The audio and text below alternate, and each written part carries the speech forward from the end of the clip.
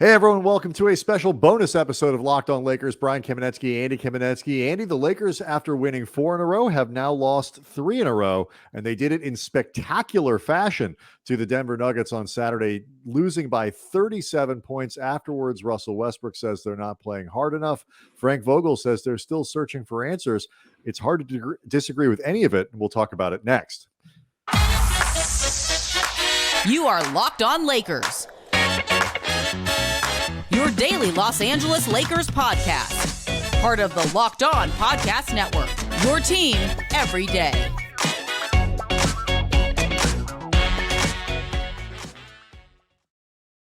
Thanks to everybody for making Locked On Lakers your first listen of every day, sometimes even on Sundays, Andy, because when things go horribly wrong, sometimes we just have to respond in real time.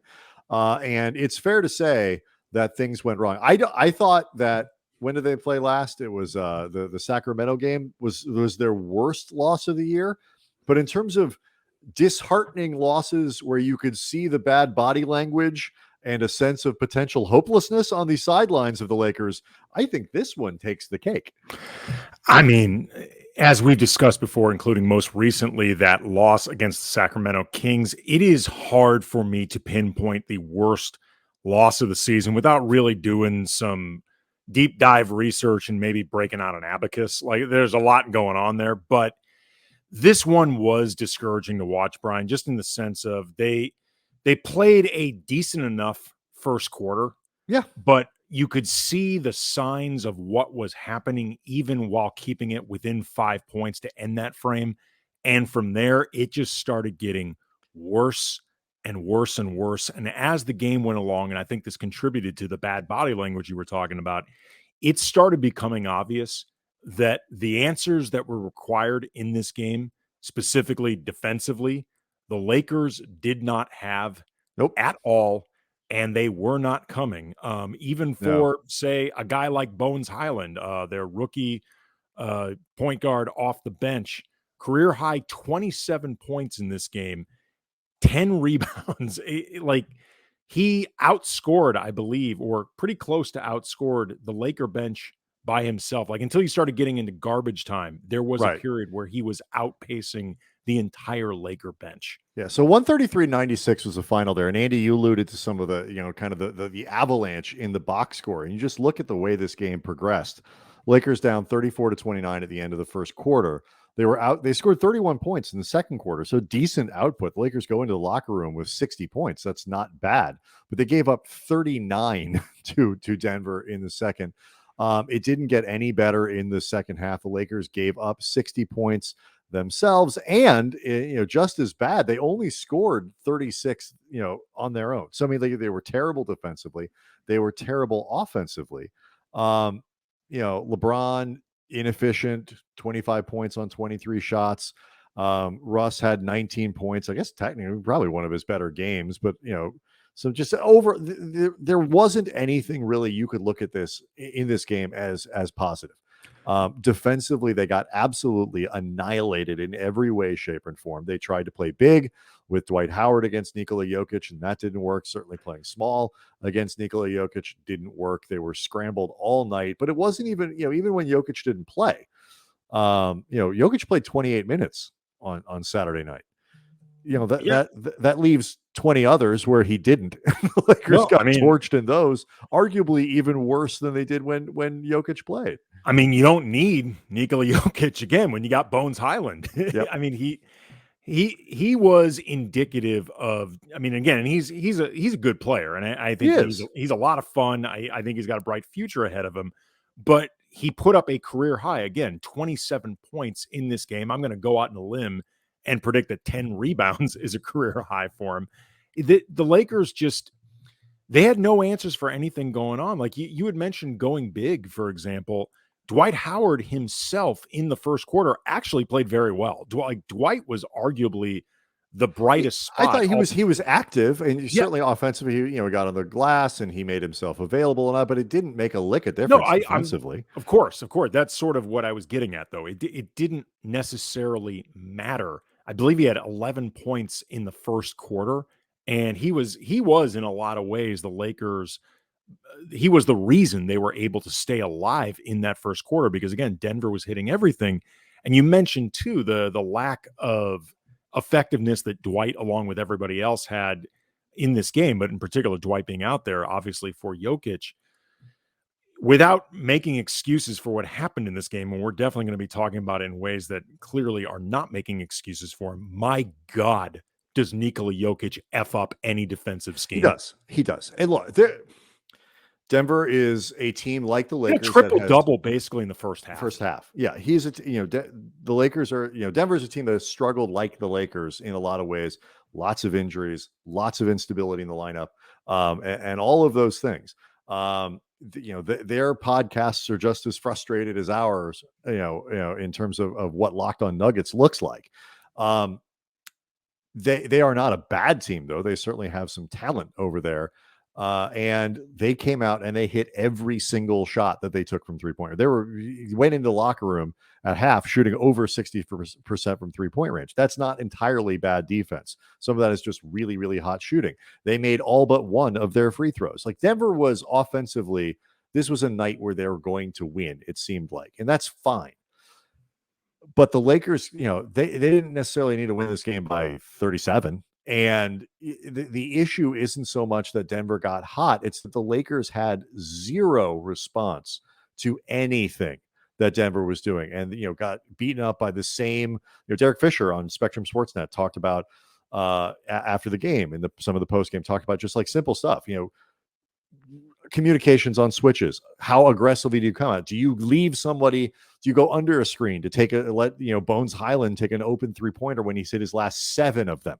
Like, all of this stuff was going on, and the lack of organization combined with terrible offense, just terrible in the second half, particularly in the second half. But sort of disintegrating as the game went on, but useless in the second half.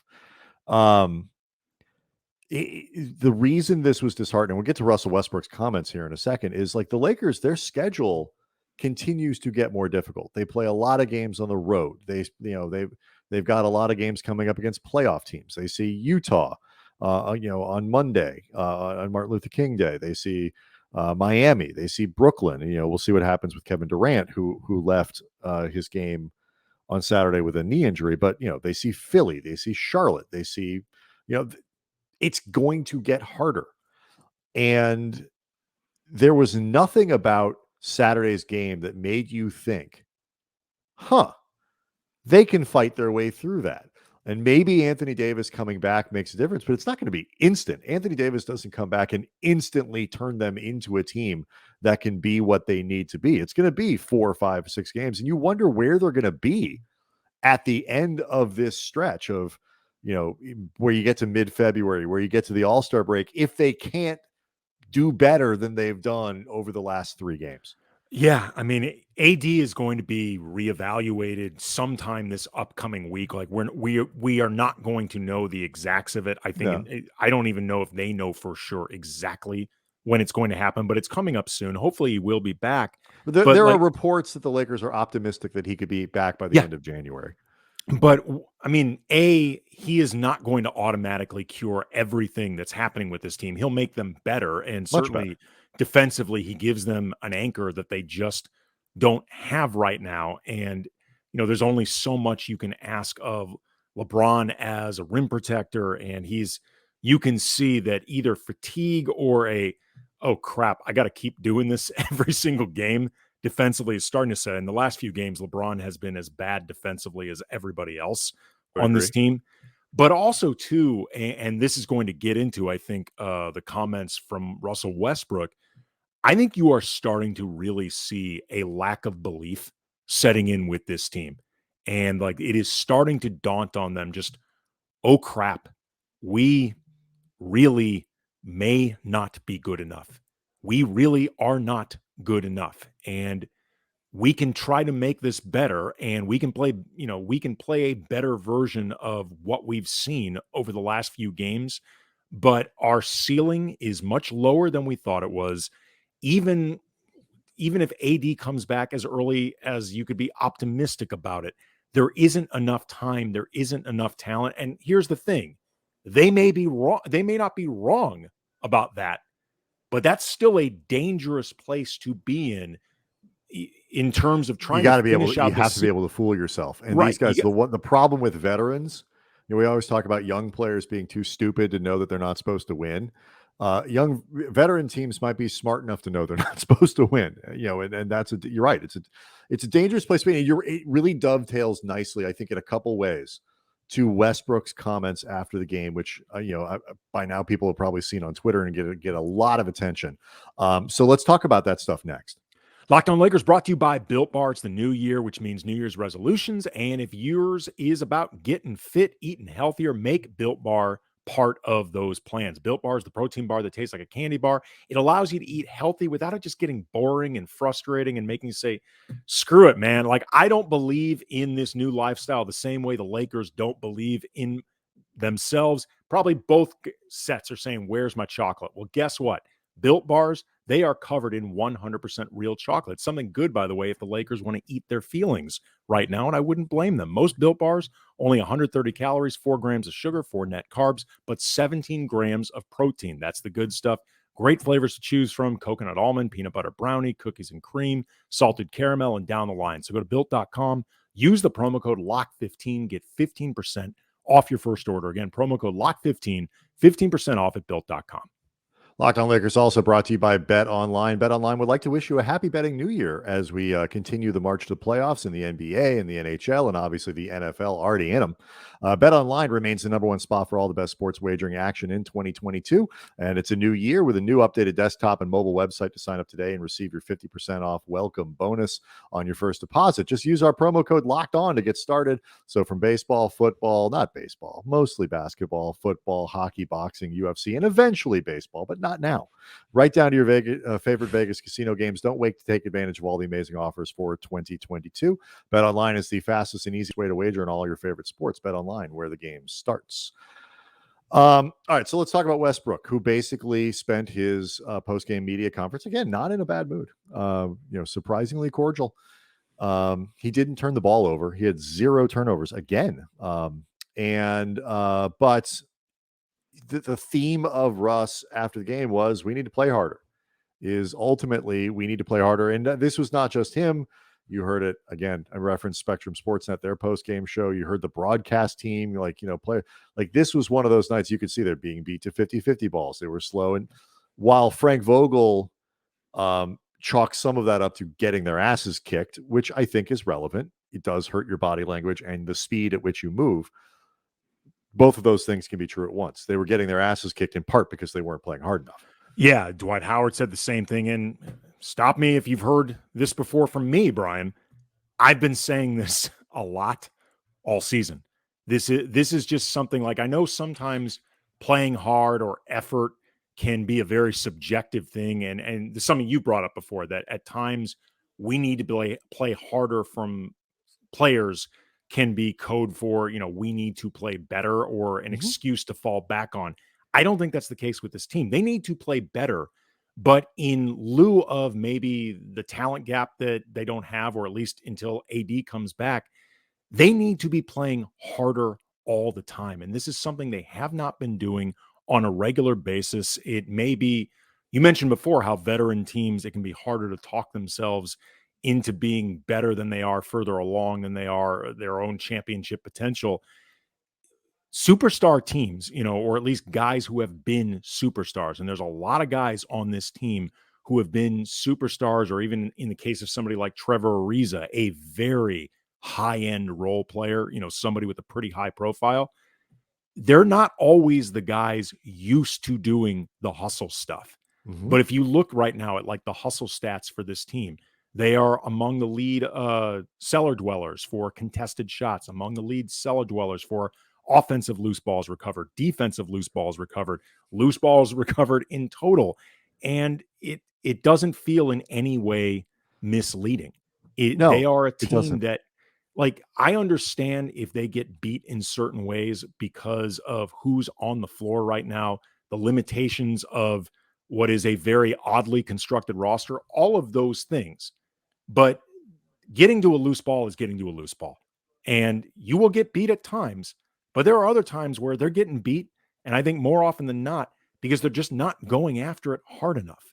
Like they have But to play. and here's where I think those things are related, though. And I think oftentimes we just have to play harder. I 100% believe. I still believe it 100% that sometimes we have to play harder is just code for we need to play better, and I still think that's true.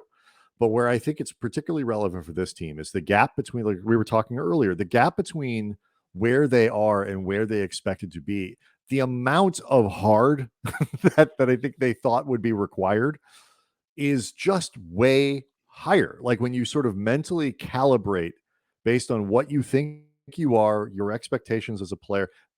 I'm not saying they're right, and your conception of self may not be accurate. But when you have that conception and you're faced with a gap between your belief and the reality, cranking that thing up to 12 or 13, playing frankly like the Clippers had to play a couple years ago, when they were completely starless and all these other things, and they were this scrappy team that somehow got themselves into playoff contention and all that with Patrick Beverly as their best player or whatever it was. It's because they played 10 times harder than everyone. Yeah. And that is a skill. And it's wow, not a skill. Brian, you just took it to a really delicate, sensitive place, comparing the Lakers to the Clippers. To the Clippers, you're right. Yeah. I didn't even, that wasn't even on purpose. But Memphis this time it's personal. Memphis has been like that over the last season. I think they were a great. It's like there are certain teams that can get by because in the NBA, playing harder than your opponent every night is a skill. And this is where the cliche, I think, does have some truth to it. The Lakers do get everyone's best shot, so like teams do get amped up. So it's harder to get that team on a night where they're just not as dialed in, or they're not working as hard because so many Laker games are on TV or whatever it might be. You want to say you beat the Lakers, LeBron's there, Westbrook's there. And so, it's a big deal. So you don't get teams that are blowing the game off. But okay, that's baked into the cake. Now it just means you got to play that much harder because they are not capable right now of playing better. And so when you don't have better as an option, let me rephrase, they are obviously capable of playing better. They're not capable of better making up the gap, if that makes sense. Yeah. I mean, so the amount of just pure effort needs to go up. I don't know if that can solve the problem, or if they can get there with the players that can then perform what they need to do. Like the jigsaw puzzle here is, as Grandma Sophie, our great grandmother, might have said, or anybody else, from the old country, fakakta. But it's something they got to do, and they got to do it quickly because they are going to lose ground fast in the conference if they don't. Yeah, I mean, one thing before getting to the jigsaw puzzle that I think it's significant hearing this from Russell Westbrook, just because as much as Westbrook can be guilty at times of, I think, equating playing hard with playing well, like in terms of the same importance, and Russ often grading himself on a curve that is weighed heavily towards how hard did I play? And as long as I played hard, the other stuff I can live with. And there are times where it seems like that can feel like a way of sloughing off the stuff that didn't go well for you in this game, like a defense mechanism. He's 100% right about this. Again, it can't be emphasized enough. And I just think it's interesting hearing that from Westbrook, just because he's somebody that fans often get frustrated by, treating hard charging as if that will solve everything. You mentioned, though, Brian, the jigsaw puzzle element of this.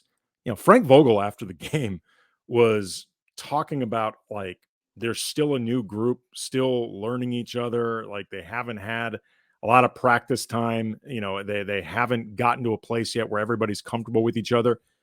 That's true. I mean, he is correct. They have not had a lot of practice time. It is a incredibly new group. Like, it is one of the most turned over rosters we've ever covered. Mm-hmm. But they are well past the name tag stage of this season. Like, at this point, man. Yes and no. I mean, they're well past where that.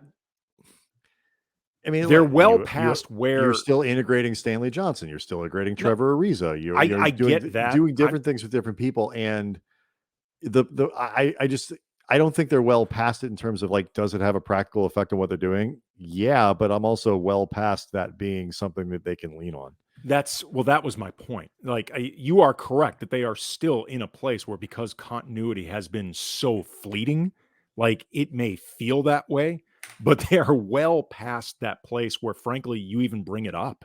This You is know what I what they mean? this is the scenario that they bought. Yes, They that's a bought good way of themselves putting it. a setup where a lack of continuity was, was going to be something that either was, it's been worse, don't get me wrong, but like they set themselves up to have a long learning curve. Like, so the idea that it was be even longer, okay. I mean, but this was the danger in the roster you built.